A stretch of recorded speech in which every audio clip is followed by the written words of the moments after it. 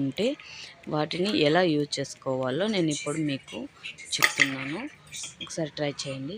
ఇవ్వండి, ఇలా గింజలు తీసుకొని వాటిని తెలంగాణ స్పెషల్ ఇలా వాటర్లో 1 అవర్ నానబెట్టుకోవాలి.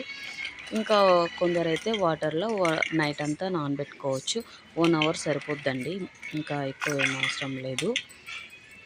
వీటిని కడిగి కొంచెం జీలకర్ర, ధనియాలు, పచ్చిమిర్చి, నేను పచ్చి కొబ్బరి కూడా యాడ్ చేసుకున్నాను. కొంచెం